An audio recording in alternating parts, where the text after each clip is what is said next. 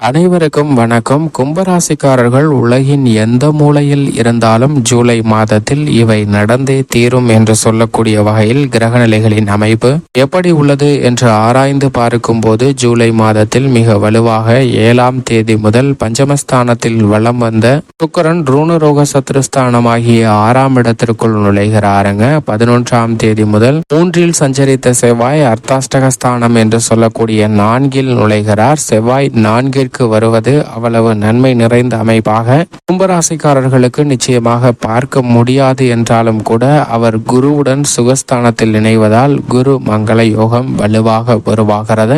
எனவே 4ஆம் இடத்தில் குருவுடன் இணைந்த செவ்வாயால் நன்மையை நிச்சயம் எதிர்பார்க்கலாம். 17ஆம் தேதி முதல் பஞ்சமஸ்தானத்தில் இருந்து விலகி சூரியன் ரூணரோக சத்ருஸ்தானத்தில் அமர்வதால் பல ஆரோக்கிய தொல்லைகள் உள்ளிட்ட பல சிரமங்கள் வெகுவளவில் குறைகிறது. இது மட்டுமல்லாது இந்த வேளையில் ராசியின் அதிபதியும் வக்ரம் பெற்று சஞ்சரிக்கிறார். ஜென்ம ராசியில் வக்ரம் பெற்று ஜூலை மாதம் முழுவதும் சஞ்சரிப்பதால் நன்மை நிறைந்து கிடைப்பதற்கான யோகம் உண்டு. வித்யாகாரகரான புதன் 6லும் 20ஆம் தேதிக்கு பிறகு வக்ரம் பெற்று 6ஆம் இடத்தில் வக்ரம் பெற்று சஞ்சரிக்க போகிறாருங்க. ராசியின் அதிபதி வக்ரம் பெற்றிருப்பதும் அவரது நட்பு கிரகமான புதன் வக்ரம் பெற்றிருப்பதும் இரண்டும் நன்மை நிறைந்து கொடுக்கக்கூடிய ஒரு அமைப்பாக தான் நிச்சயமாக கும்பராசிக்காரர்களுக்கு பார்க்கப்படுகிறது. இருப்பினும் இந்த ஜூலை மாதத்தில் எந்த கிரகநிலை அதிக நன்மையை பெற்றுத்தரக்கூடிய அமைப்பில் உள்ளது என்று பார்க்கும்போது நிச்சயமாக முதலும் முடிவுமாக இருக்கக்கூடிய சூரியன் வலுவாக இருக்கிறார். அதற்கு அடுத்தபடியாக சந்திரன் பெரும்பாலும் சாதகமாக வலம் வருகிறார். ஜென்மத்தில் இருந்தாலும் ராசியின் அதிபதி வக்ரம் பெற்றிருப்பதும் யோகம் நிறைந்த அமைப்பாக பார்க்கப்படுகிறது.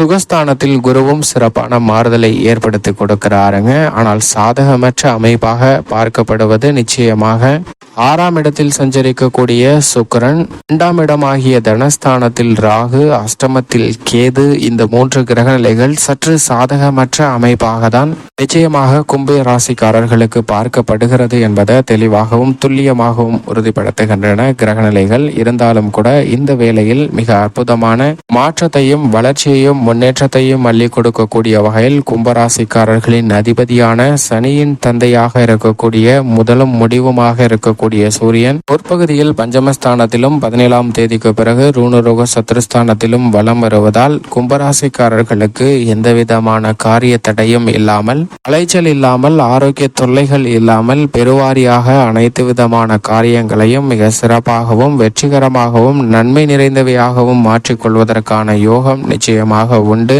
என்பதை தெளிவாகவும் துல்லியமாகவும் உறுதிப்படுத்துகிறார். மாதுர்காரகனாக இருக்கக்கூடிய சந்திரனும் சாதகமாக வலம் வருகிறார். அதிலும் வளர்பிறை சந்திரனாக வலம் வரும்போது எடுத்த காரியங்கள் அனைத்திலும் மிக பிரம்மாண்டமான வெற்றி வாய்ப்பை கும்பராசிக்காரர்களுக்கு 7.5 சனியாக இருந்தாலும் கொடுக்கிறார் என்பது நிச்சயம் மிக பெரிய அளவுல வரவேற்கத்தக்க ஒரு அமைப்பாக பார்க்கப்படுகிறது. வித்யாகாரகரான புதன் சூரியனுடன் இணைந்து பெரும்பாலும் சஞ்சரிக்கிறாருங்க. எனவே 5 மற்றும் 8ஆம் இடத்தின் அதிபதியாக இருக்கக்கூடிய புதன் 6ஆம் இடத்திற்கு வருவதால் மறைமுக தொல்லைகள் எதிராளாக இருந்தவர்களும் கூட நண்பர்களாக மாறுவதற்கான வாய்ப்பு, நீங்கள் எதிர்பார்க்கக்கூடிய நல்ல செய்தி கிழக்கு திசையிலிருந்து வருவதற்கான யோகம் மிகவும் வலுவாக கிடைக்கிறது. அது மட்டுமல்லாது நம்பிக்கைக்குரியவர்கள் வழியில் நல்ல பல மங்களகரமான சுப நிகழ்வுகள் பேச்சுகளில் காரிய வெற்றி நிறைந்து கிடைக்கும். குறிப்பாக திருமணம் உள்ளிட்ட பல சுப நிகழ்வுகள் உறுதியாகப்படுவதற்கான யோகம் மிக வலுவாக இந்த தருணத்தில் கிடைப்பதற்கான வாய்ப்பு கும்பராசிக்காரர்களுக்கு வித்யாகாரகரான புதனின் அமைப்பால் உண்டு. அவர் வக்ரம் பெற்றாலும் நல்ல பலன் நிச்சயமாக இந்த தருணத்தில் கிடைக்கிறது.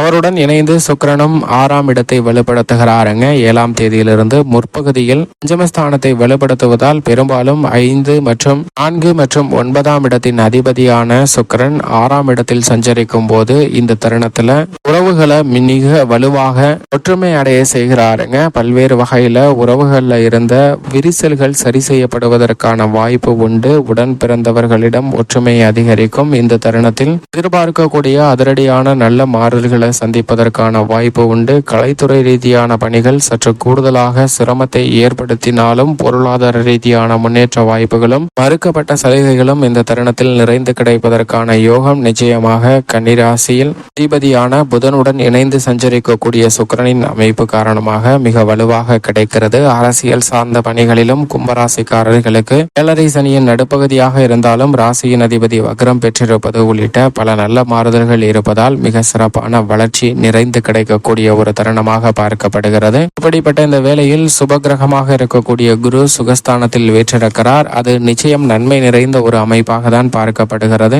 எனவே இந்த மாதத்தின் துவக்கத்தில் இருந்தே நீங்கள் எதிர்பார்க்கக்கூடிய பல்வேறு வகையான சுப நிகழ்வுகளுக்கான நல்ல பேச்சுகள் முடிவடையக்கூடிய ஒரு தருணமாக பார்க்கப்படுகிறது. புதிய மற்றும் பொருளாதார ரீதியான முன்னேற்றம் தரக்கூடிய வகையிலான பல நல்ல நிகழ்வுகள் இந்த தருணத்தில் மிகவும் சிறப்பாக செய்து முடிக்கக்கூடிய வாய்ப்பும், விறுவிறுப்பாகவும் சுறுசுறுப்பாகவும் விரைவாகவும் செய்து முடித்தாலும் நன்மை இரட்டிப்பாக கூடிய யோகம் இந்த தருணத்தில் உண்டு. தொழில்துறை வியாபாரத்துறையில் சிறப்பான மாறுதலை ஏற்படுத்தி கொடுக்கிறாருங்க குரு பகவான். அது மட்டுமல்லாது அவருடன் செவ்வாயும் இணைந்து சஞ்சரிக்க போகிறார். 3 மற்றும் 10ஆம் இடத்தின் அதிபதியான செவ்வாய் 4ஆம் இடத்தில் இருந்து இணைந்து குரு மங்கள யோகத்தை வலுவாக ஏற்படுத்தி கொடுப்பதால் திருமணம், புத்திரபாக்கியம் உள்ளிட்ட பல்வேறு வகையான மங்களகரமான சுப நிகழ்வுகள் மிகவும் சிறப்பாக ஜென்மசனியின் ஆதிக்கம் இருந்தாலும் கும்பராசிக்காரர்களுக்கு இந்த தருணத்தில் கிடைக்கிறது. இப்போது மகிழ்ச்சியை ஏற்படுத்தி கொடுக்கக்கூடிய வகையில் பல அதிரடியான பல மாறுதல்கள் கும்பராசிக்காரர்களுடைய வாழ்வில் சந்திப்பதற்கான யோகத்தை நிச்சயம் செவ்வாய் மற்றும் குரு ஆகிய 2 கிரகநிலைகளும் உறுதிப்படுத்தி கொடுக்கின்றன. எனவே தொழில்துறை, வியாபாரம் உள்ளிட்ட பணிகளிலும் நல்ல வளர்ச்சி கிடைக்கிறது. விவசாயம் சார்ந்த பணிகளிலும் அதிரடியான வளர்ச்சியை கும்பராசிக்காரர்கள் சந்திப்பதற்கான வாய்ப்பை உறுதிப்படுத்தி கொடுக்கின்றன. அது மட்டுமல்லாது ராசியின் அதிபதியாக இருக்கக்கூடிய சனி பகவானும் ஜென்மத்தில் வக்ரம் பெற்றிருப்பது ஒரு வகையில் யோகத்தை ஏற்படுத்தி கொடுக்கிறது. சில நேரங்கள்ல மனக்குழப்பம் அதிகரித்தாலும் கூட அதிலிருந்து தெளிவு பிறக்கக்கூடிய வகையில் நல்ல ஆறுதலை மிக வலுவாக பெறுவதற்கான யோகம் இந்த தருணத்தில் நிச்சயமாக உண்டு என்பதை தெல்ல தெளிவாக உறுதிப்படுத்துகிறாருங்க. எனவே இந்த வேளையில் நீங்கள் எதிர்பார்க்கக்கூடிய நல்ல பல முன்னேற்ற வாய்ப்புகள் வலுவாக கிடைப்பதற்கான யோகம் நிச்சயமாக கிடைக்கிறது என்பதில் சந்தேகமே இல்லை. உத்தியோக ரீதியாக, தொழில் ரீதியாக சந்தித்து வந்த பெரும்பான்மையான நெருக்கடிகள் விலகக்கூடிய வாய்ப்பு மிக வலுவாக கிடைக்கிறது. பொருளாதார ரீதியான சிக்கல்கள் அகன்று நல்ல முன்னேற்றம் வலுவாக பிறக்கக்கூடிய ஒரு தருணமாக ராசியின் அதிபதியினுடைய வக்ரம் இந்த தருணத்தில் அமைய போகிறது.